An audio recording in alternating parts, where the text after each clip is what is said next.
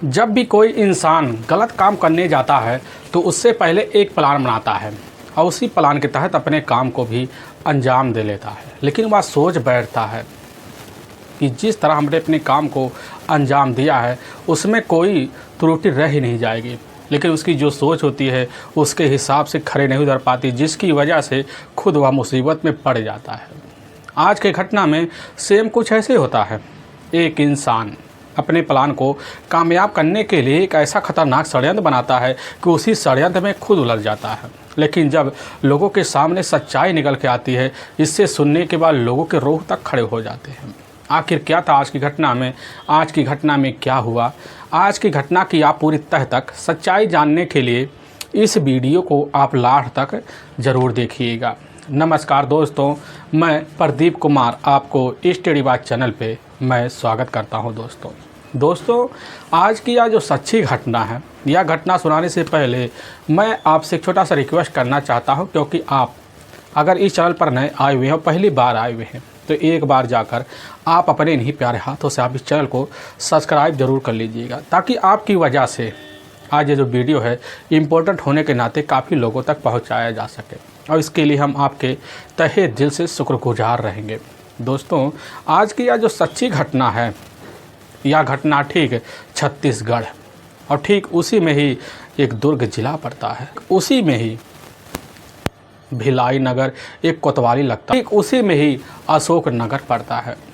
वहीं की रहने वाली मालती सूर्यवंशी होती है, उसका अपना पति भी होता है। उसके टोटल 3 बच्चे होते हैं, जिसमें 2 बेटे और 1 बेटी होती है। बड़ी बेटी जो होती है मंजू सूर्यवंशी, जिसकी शादी ऑलरेडी हो चुकी होती है। उसका अपना पति होता है रवि और साथ में मंजू के भी टोटल 1 ही बेटी होती है, जिसकी उम्र लगभग 1.5 माह ही होता है। लेकिन इधर मंजू अपने पति रवि शर्मा के साथ लगभग वहाँ से कुछ दूर पर ही एक पॉश इलाका पड़ता है, तालपुरी इंटरनेशनल, वहीं में जाकर अपने पति के साथ तौर तरीके से रह रही होती है। लेकिन उसका जो अपना पति होता है रवि इधर अपने परिवार की जिम्मेदारी बड़े बेहतर तरीके से उठाता है। उठाने के लिए ठीक जो होता है, एक कारपेंटरिंग का काम किया करता था, जिसकी वजह से उसके पास ठीक ठाक पैसे आते थे और परिवार पूरा खुश होता था। अब इधर मंजू ज्योति कभी अपने ससुराल में रहती, कभी अपनी माँ की सेवा पाने के लिए अपने मायके में आ जाती थी। मंजू का अपने माँ अब इधर मालती के साथ काफ़ी लगाव होता है, जैसे हर एक बेटी और माँ का लगाव होता है। तभी मैं बात कर रहा हूँ ठीक अब 22 जनवरी साल 2020 का ही एकदम तड़के का टाइम होता है। जैसे ही मालती उठती है, उठने के बाद अपने घर में झाड़ू पोछा करना शुरू कर देती है, तो उसी वक्त मालती का ही मोबाइल मौके पर बज उठता है। तो उसी में एक अनजान नंबर देखती है, तो अपने कान पे जैसे लगाते हैं, उसी समय एक अनजान व्यक्ति बड़े तेज धमकी भरे आवाज़ में मालती के कानों में कहने लग जाता उसी फ़ोन के थ्रू कि अपने ही बेटी के घर एक बार जाकर देख लो कि तुम्हारी बेटी, तुम्हारा दामाद, यहाँ तक कि तुम्हारी नतनी एक ही कमरे में बुरी तरह से जल रहे हैं। यह बात जैसे ही मालती सुनती है, उसके आंखें और साथ में उसके पैरों नीचे से एकदम ज़मीन सा खिसक जाता कि आखिर यह कौन व्यक्ति है। लेकिन जैसे मालती उस व्यक्ति से उसकी जानकारी के बारे में पूछताछ शुरू कर देती, तो उसी समय फ़ोन कट जाता है। इधर मालती सूर्यवंशी अब घबरा जाती है। इसकी जो सूचना होता है उसी वक्त मालती अपने पति और साथ में अपने बेटे को देती है। अब इधर बिना टाइम गंवाए उसी पौष इलाके तालपुरी इंटरनेशनल कॉलोनी में पहुंचती है, और जैसे पहुंचती है, जैसे ही अपनी बेटी के घर के दहलीज को पार करती है, अंदर घुसती है, तो देखती है नज़ारा वह एकदम सा दन से रह जाती है, क्योंकि घर के अंदर ही उसकी जो अपनी बेटी है इधर मंजू सूर्यवंशी और साथ में उसकी जो अपनी नातनी होती है लगभग 1.5 महीने की, और साथ में बगल एक व्यक्ति जो अचेत पड़ा होता है, पूरी तरह से उसका चेहरा झुलस चुका होता है। और जैसे यह नज़ारा देखती है, इधर मालती सूर्यवंशी वहीं दहाड़े मारकर अब चीख चिल्ला पड़ती है। लेकिन इस चीख चिल्ला की जो आवाज़ होती है उस इलाके में गूंजती है, गूंजने की वजह से काफ़ी लोगों के कानों में पहुंचती है। सभी लोग दौड़े दौड़े आते हैं और उसी कमरे में घुसते हैं। वहाँ भी नज़ारा देखते हैं, दंग सा रह जाते हैं, क्योंकि ठीक जिस कमरे में इधर तीनों डेड बॉडी पड़ी होती है, ठीक उसी कमरे में एक सिलेंडर पड़ा होता है, उसी के बगल एक चूल्हा होता है और साथ में उसी चूल्हे पर एक लकड़ी का गट्ठा रखा होता है। लकड़ी का गट्ठा जो होता है आधा गल चुका होता है। लेकिन मालती जब तीनों को देखती है तो वहीं पर बड़ी ज़ोर से चीख चीख कर रोने लग जाती है। वहाँ मामला काफ़ी गंभीर हो जाता है। तो उसी वक्त इधर मालती अपने आप को संभालती है। संभालने के बाद अपने ही नज़दीकी पुलिस थाने अब भिलाई नगर में फ़ोन कर देती है। वहाँ के जो सच्चो अधिकारी होते हैं साथ में और एसआई अधिकारी होते हैं, और जैसी खबर पाते हैं तुरंत ही अपने दल बल टीम को लेते हैं, फोरेंसिक टीम को भी सूचना भिजवा देते हैं और साथ में डॉग स्क्वाड की टीम को भी इत्तला कर देते हैं। अपनी टीम को लेते हैं। कुछ मिनट लगता है वहाँ पहुँचने में, और पौस इलाके में जब पहुँचते हैं, पहुँचने के बाद तालपुरी इंटरनेशनल कॉलोनी में जब लोग नज़ारा देखते हैं तो सभी लोग वहाँ इकट्ठा हो जाते हैं। एसएचओ साहब अंदर जाते हैं, जिप्सी लेकर घुसते हैं, उतरते हैं। जैसे ही उतरते हैं अंदर जाकर नज़ारा देखकर वह भी दंग से रह जाते हैं। ना कुछ सोच पाते हैं, ना कुछ समझ पाते हैं, अपने हिसाब से कमरे का वही निरीक्षण करना शुरू कर देते हैं।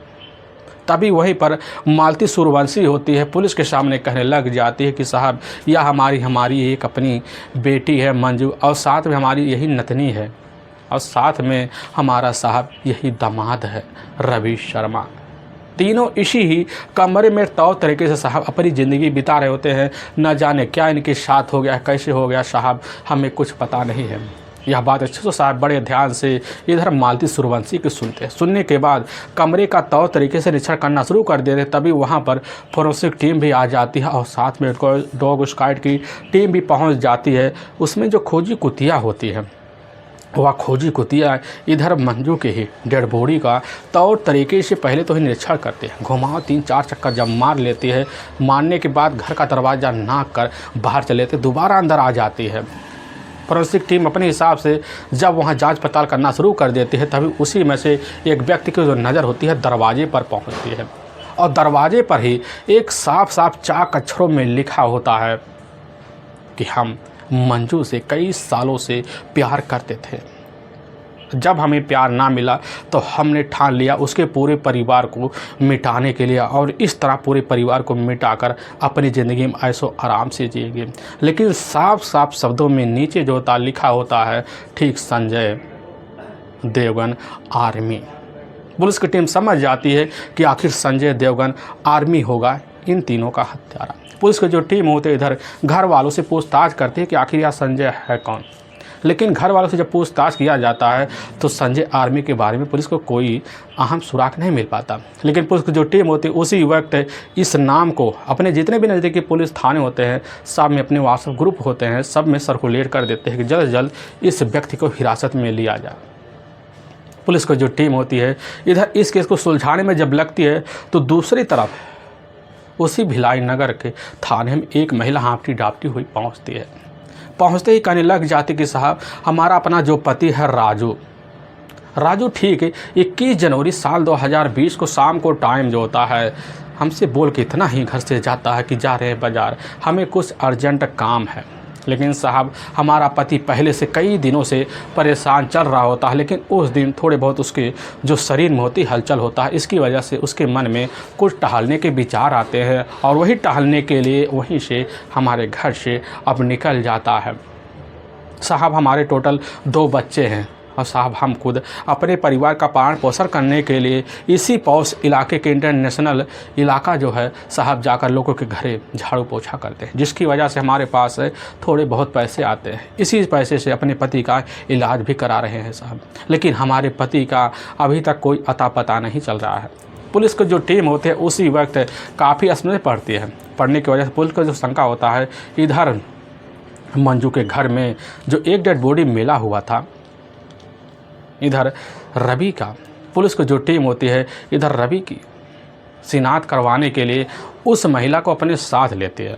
साथ लेने के बाद अब जैसे ही मंजू के घर में दाखिल होती महिला जैसे करीब जाती है उसी वक्त रवि के डेड बॉडी को देखकर वही चीख चिल्लाकर अब रोने लग जाती है। वहीं पर मालती भी खड़ी होती कहने लग जाती है कि आसिल में ये तो रवि है, तो आप क्यों चिल्ला चीख रही है। वहीं पर वह जो महिला होती कहने लग जाती है कि हमारा अपना पति राजू है। पुलिस को भी यकीन नहीं होता है, लेकिन जब इधर मालती काफ़ी करीब जाती है, जाने के बाद अपने दामाद के चेहरे को बड़े ध्यान से देखती है, तुरंत ही समझ जाती है कि यह तो हमारा दामाद है ही नहीं, क्योंकि जो चेहरा होता पूरी तरह से झुलस चुका होता है, जिसकी वजह से पहचान में नहीं आ पाता है। लेकिन इधर अनजान जो महिला होती वह देखकर वहीं तुरंत शिनाख्त कर लेती है कि साहब हमारा पति और राजू है। पुलिस की टीम समझ जाती है कि बस करो, रवि शर्मा ने ही बहुत ही गहरी साजिश रची है। इस घटनास्थल को बेखौफ घटनास्थल समझाने के लिए बड़े तौर तरीके से केस को अंजाम दिया है। पुलिस की टीम समझ जाती कि आखिर मामला क्या हो सकता है, लेकिन पुलिस की टीम जब उस अनजान महिला से पूछताछ शुरू कर देती है, कहने लग जाती कि साहब हमारा मंजू से काफ़ी बोलचाल है। मंजू का जो अपना पति होता है साहब इधर रवि, बल्कि रवि सूर्यवंशी नहीं है बल्कि रवि शर्मा है, जो साहब ठीक है उड़ीसा का ही जाना माना एक राउरकेला थाना पड़ता है, साहब वहीं का ही रहने वाला है। उसकी अपनी पत्नी है सरिता, जिसके टोटल 10 बच्चे हैं। साहब अपनी पत्नी से मिलने के लिए महीने में कभी कभी आया जा करता था, लेकिन साहब मंजी को जो पता चलता है कि हमारा अपना जो पति है ऑलरेडी शादीशुदा है, तो इसी को लेकर दोनों के बीच झगड़े हुआ करते थे। पुलिस की टीम समझ जाती कि बस करो कि इस समय अब रवि शर्मा कहाँ जा सकता है। इसीलिए पुलिस की जो टीम होती है घटना स्थल का तौर तरीके से करती है, उधर तीनों बॉडी को वहीं पंचनामा भरती है और उठाकर अपने ही नज़दीकी जो सरकारी अस्पताल होता है उसी में अब पोस्टमार्टम के लिए भेजवा देती है। और इधर मालती सूर्यवंशी के तहरीर पर ही अपने दामाद अब जाकर रवि शर्मा के ऊपर ही तीनों के हत्या का मुकदमा दर्ज कर लेती है। दर्ज करने के बाद पुलिस की टीम तुरंत ही कड़े एक्शन में आ जाती है, लेकिन पुलिस के सामने काफ़ी सारे चैलेंज होते हैं कि आखिर इस समय रवि शर्मा कहाँ जा सकता है, किस एरिया में जा सकता है। तो पुलिस की जो टीम होती है इधर मालती सूर्यवंशी से ही रवि शर्मा का मोबाइल नंबर लेती है। लेने के बाद उसके मोबाइल नंबर को उसी समय ट्रेस पे लगा देती है, लेकिन पुलिस की जो टीम होती है इधर राउरकेला में ही रह रहे रवि के परिवार वालों से संपर्क करती है। तभी जब फ़ोन मिलाया जाता है तो उसकी जो अपनी पत्नी होती है फ़ोन को रिसीव करती है सरिता। पुलिस की टीम जब इस सरिता से पूछने लग जाती है कि इस समय तुम्हारा जो पति है रवि शर्मा है कहाँ, और सरिता अनजान में यह बात जब सुनती है कहने लग जाती है कि हमारे जो पति हैं अभी कुछ ही घंटे बाद अब राउरकेला ही स्टेशन पे पहुंचने वाले हैं। अब जैसे ही थाना इंस्पेक्टर यह बात सुनते हैं तुरंत समझ जाते हैं कि बस करो, यहाँ से वह निकल चुका है, वहाँ राउरकेला पहुँचने ही वाला होगा। पुलिस की जो टीम होती है उसी वक्त एक्शन में आ जाती है। एक्शन में आने के बाद अब राउरकेला के ही थाने की टीम से संपर्क करती है, वहाँ के सीआरपीएफ की टीम से संपर्क किया जाता है कि आखिर एक अज्ञात व्यक्ति जो होता है रवि शर्मा नाम का 3 हत्या कर यहाँ से फरार हो चुका है।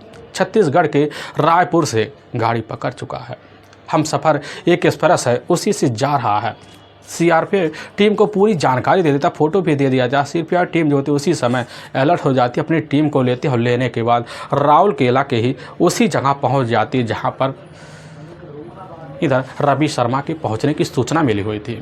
वहां जाती है, कुछ ही घंटे लगते हैं ट्रेन पहुंचने में। जैसे ट्रेन पहुंचती है, पहुंचने के बाद वहीं जाकर रवि शर्मा को सीआरपी की टीम धर दबोचती है।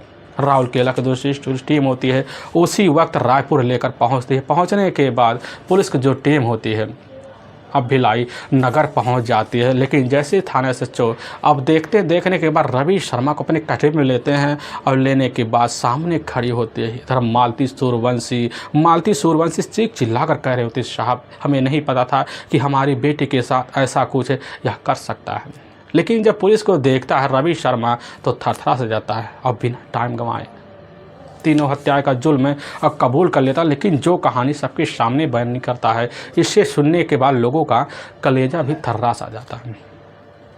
असल में उड़ीसा का ही जाना माना एक शहर लगता है छोटा मोटा राउरकेला, उसी इलाके का रहने वाला होता है इधर रवि शर्मा। लेकिन रवि शर्मा का जो मूल निवास होता है वह बिहार का ही धनबाद एक ज़िला पड़ता है। उसके अपने माता पिता मौके पर वही होते हैं, लेकिन वह कुछ पुश्तैनी जो ज़मीन होता है आकर उसी राउरकेला में अब ले लेता, वहीं पर रहना शुरू कर देता है। रहने की वजह से उसके पास जो होता है थोड़ी बहुत जब आमदनी होने लग जाती है वहाँ, तो उसके परिवार वाले जो होते हैं इधर उसकी शादी कराने के लिए रिश्तेदारों में चर्चा शुरू कर देते हैं।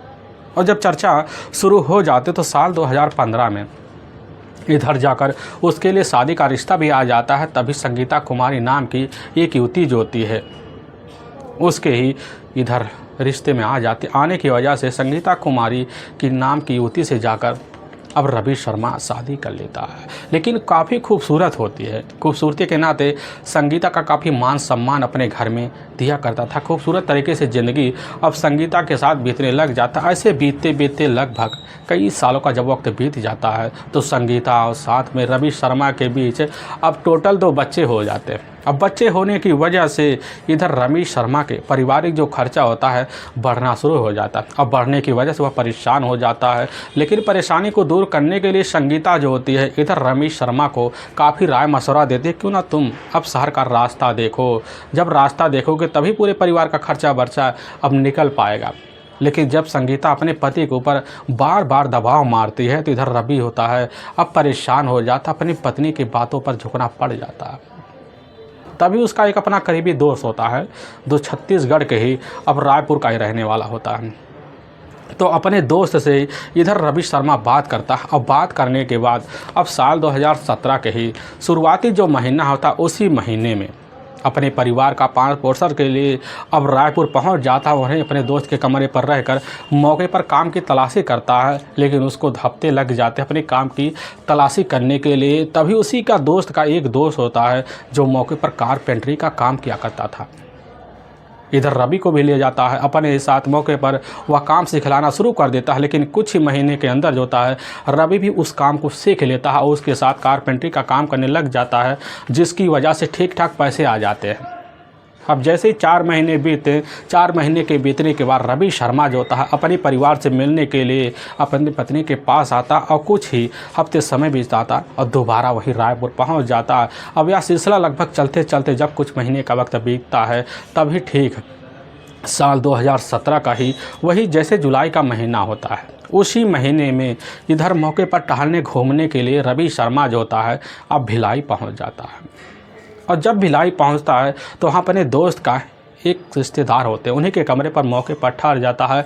लेकिन उनके रिश्तेदार के यहाँ मौके पर शादी होता है, जिसकी खरीदारी के लिए मौके पर कपड़े की दुकान पर जाने के लिए अब तैयारी कर लेते हैं। तो उनके साथ रवि भी होता है और रवि जो होता है इधर उनके साथ जाने के लिए तैयार हो जाता है। तभी पूरे रिश्तेदार के सहित होता है रवि इधर रायपुर के ही नेहरू नगर चला जाता है। लेकिन जिस दुकानदार के यहाँ मौके पर कपड़े की खरीदारी कर रहे होते हैं वहीं पर एक सेल्स गर्ल के काम करने वाली खूबसूरत युवती होती है। लेकिन जब उस युवती के ऊपर नज़र जो होता है इधर रवि शर्मा का पहुँचता है तो एक ही नज़र में देखता है उसकी खूबसूरती का दीवाना हो जाता है। लेकिन जब उसके करीब जाता है उससे जान पहचानने के लिए बड़ी कोशिश करता है।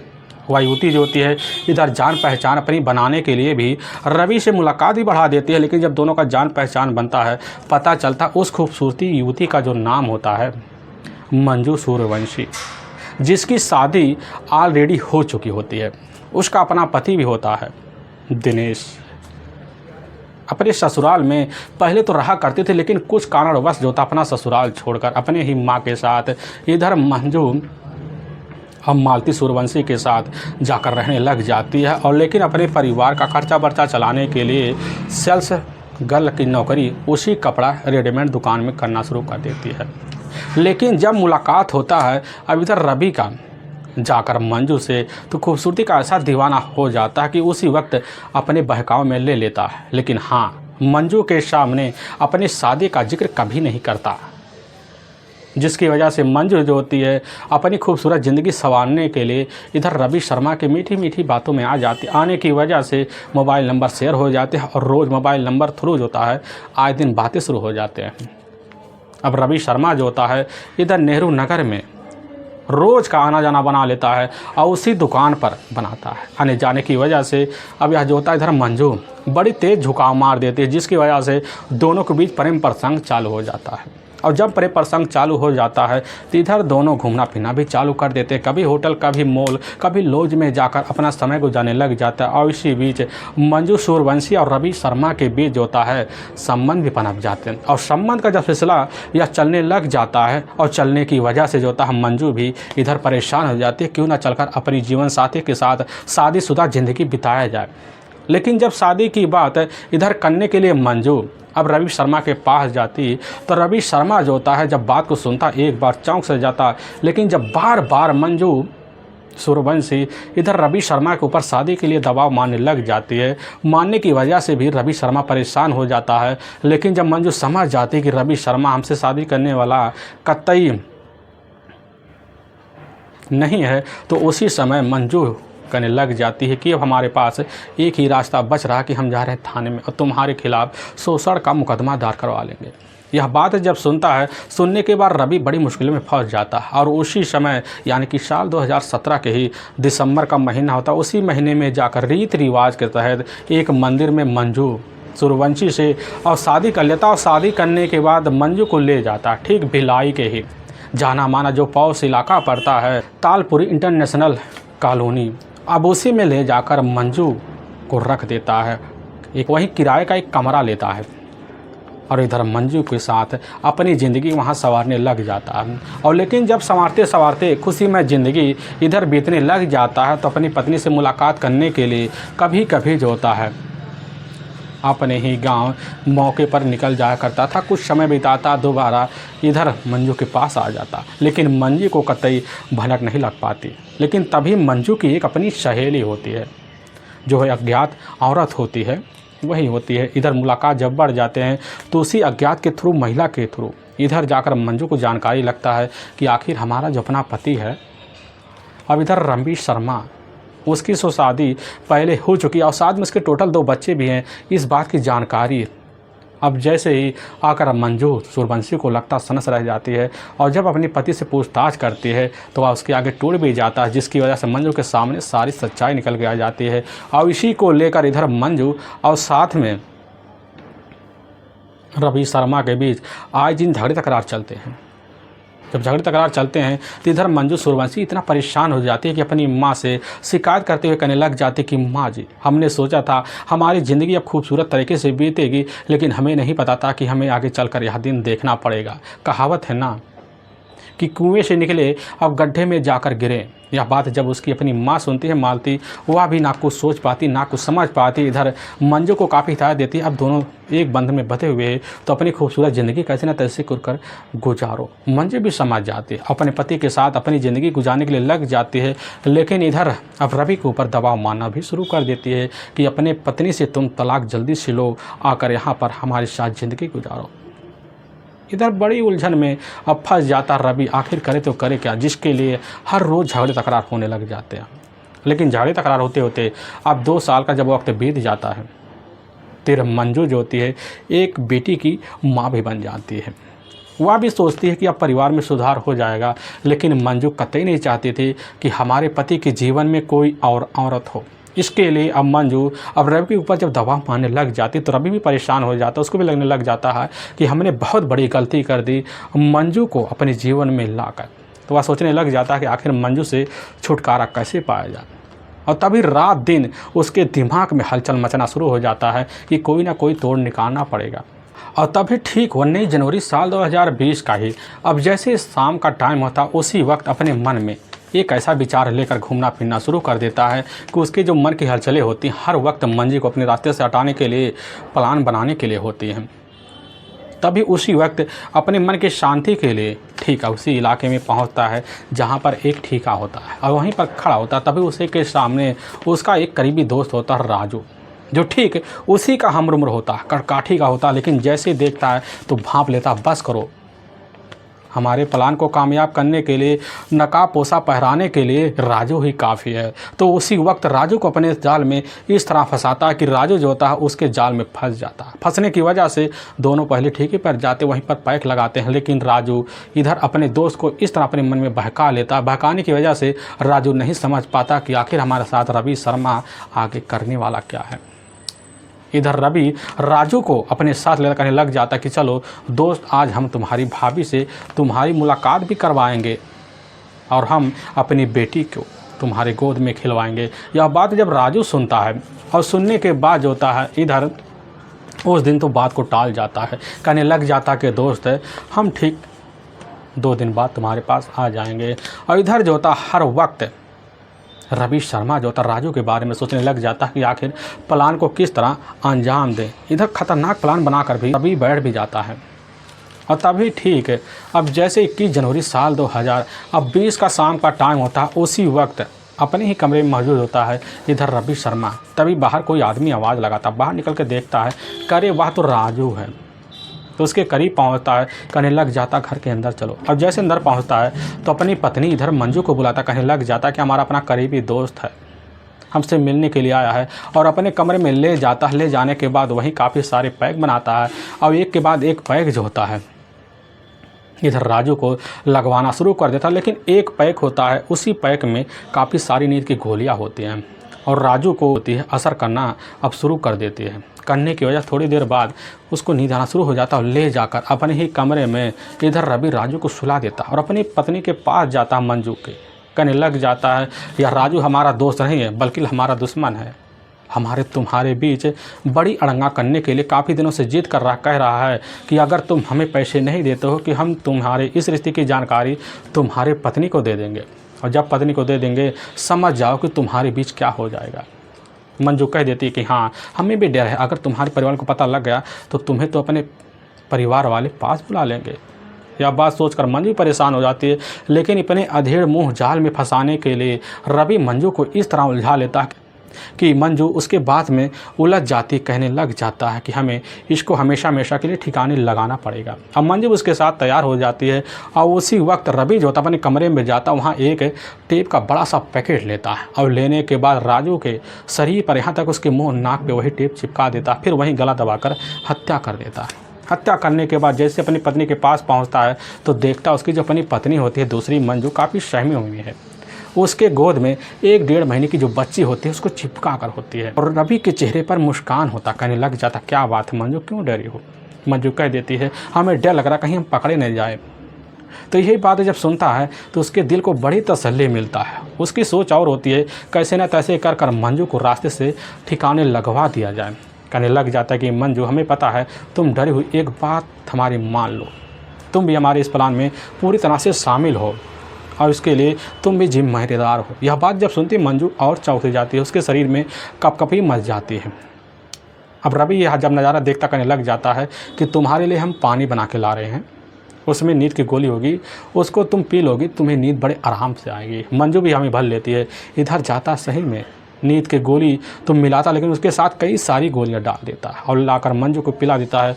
लेकिन मंजू थोड़ी देर बाद नींद की अवस्था में आ जाती है और अपने चारपाई पर सो जाती है। सोने के बाद जब यह नज़ारा देखता समझ जाता आगे हमें करना क्या है। और ठीक उसी तरह जिस तरह रवि ने राजू को मौत के हवाले पहुँचाया जा, उसी तरह ठीक जाकर सेम वैसा हिस्सा कारनामा मंजू के साथ कर देता है। पूरे शरीर पर टेप चिपकाकर फिर उसका गला दबाकर वहीं हत्या कर देता है ताकि लोगों को लगे सांस फूलने की वजह से दोनों की मौतें हुई हैं। इधर जैसे ही अपनी गोद में अपनी बच्ची को लेता है, उसके चेहरे को देखता है, उसके चेहरे पर मुस्कुराहट होती है। लेकिन एक बार तो सोचता है रवि ले जाएंगे इस बच्ची को, हम संगीता को दे देंगे, जैसे हमारे दोनों बच्चों को पाल रही है वैसे इसको भी पाल लेंगे। लेकिन वह कहने लग जाता नहीं, ऐसा कतई नहीं वह करेगी। यही सब सोच साच कर इधर रवि जो होता है परेशान हो जाता कि आखिर जब हमारे बारे में इस तरह की जानकारी हमारी पत्नी को लगी तो हमारे ऊपर क्या बीतेगा। और उसी समय उसकी आंखों में आंसू आने लग जाते हैं क्योंकि बच्ची एक अपने पिता के चेहरा को देखकर इस तरह मुस्कुरा रही होती है कि उसके चेहरे की जो मुस्कुराहट होती है उसे नहीं पता था कि हमेशा हमेशा के लिए बंद होने वाले हैं। लेकिन अपने कलेजों को एकदम खड़ा कर कर इधर रवि जो था उस बच्ची को भी इस दुनिया से मिटा देता है। इधर तीनों को बॉडी को ले जाता, एक ही कमरे में डंप कर देता है और एक ऐसा खतरनाक प्लान बनाता है, एक ऐसा साजिश रखता है कि उसी साजिश के तहत सोचता है क्या जो राजू है, राजू को हम कैसे न तैसे कर कर रवि शर्मा ही साबित करें। और उसके लिए अपने कपड़े जो होता है अब जाकर राजू को पहना भी देता है और उसके चेहरे को बुरी तरह से एक लकड़ी का गट्ठा होता है उसी में आँच लगाता है, ले जाकर उसके चेहरे को झुलसा देता है। फिर उसी के पास गैस सिलेंडर और चूल्हा लग देता है। फिर उसी चूल्हे पर लाकर लकड़ी गट्ठा रख देता ताकि जब लकड़ी का गट्ठा पूरा जले और धुआं गौजे तो इधर सिलेंडर जो होता ब्लास्ट हो जाए, ताकि लोगों को लगे ब्लास्ट की वजह से इधर पत्नी और साथ में उसके बच्चे हमेशा हमेशा के लिए ख़त्म सा हो गए। और दरवाजे पर जाता एक काल्पनिक नाम लिखता है, संजय देवगन आर्मी, ताकि पुलिस भी इसमें उलझ सा जाए। यह सब काम करने के बाद वहाँ से निकलता अपनी स्कूटी लेकर और रायपुर पहुँच जाता है। वहाँ से एक पीसीओ, उसी पीसीओ से अपनी ही सास अब मालती को फ़ोन कर देता, वही धमकी भरी आवाज़ में, और वहीं से निकल जाता है।